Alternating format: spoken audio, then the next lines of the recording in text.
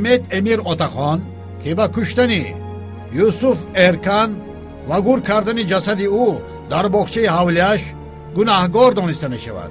از روی ماده 34 81 53 281 و یکی کودکس جنایتی ترکیه جزا داده شود. قرار ما چنین است.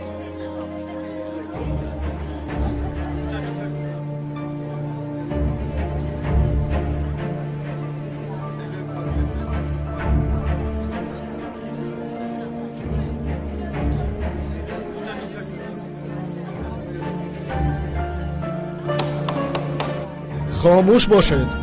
و این زمان فولیا اتاخان کی خواهر محمد امیر اتاخان است و پلیس او را در جای جنایت هنگام کنده برآوردن جسد یوسف ارکان دستگیر کرد.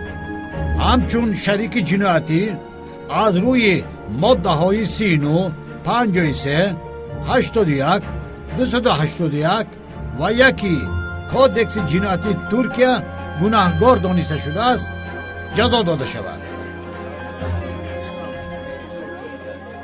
همش خوب می شود خواهر. خواهش دارم خاموش ایستید. خاموش.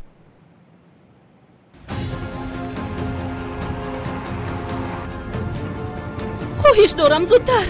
خاطر رسان کرده میخوام که زیر حمایگان من با کشتار یوسف ارکان یگان علاقمندی ندارند. دلیل های پیش آورده برای گناهکار کردن ناکفایه می باشند و اثبات طلب می کنند. محمد امیر اتاخان،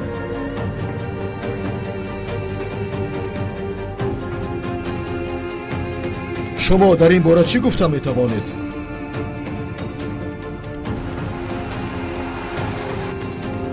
خواهش دارم باز تستر. شما از این تستر رانده می توانید؟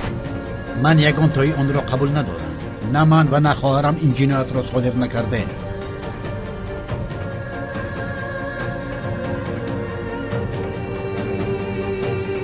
شما با یوسف ارکان شناس بودید؟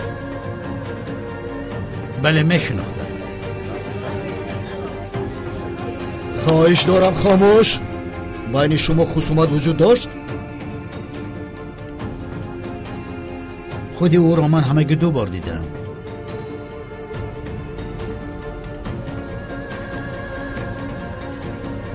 من و حسرتم دیگر را دوست می داشتیم ولی او این را قبول نداشت. این راست است. ولی از آن وقت زیاده از 20 سال گذشت. یعنی او چندین سالها پیشتر شما را از هم جدا کرد و دختر داشتنتان را از شما پنهان کرد. همینطور؟ درست. و شما به غضب آمده او را کشتید. همینطور؟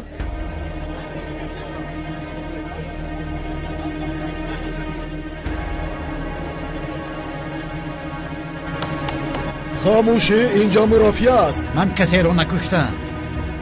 تمام، فهمم. می توانید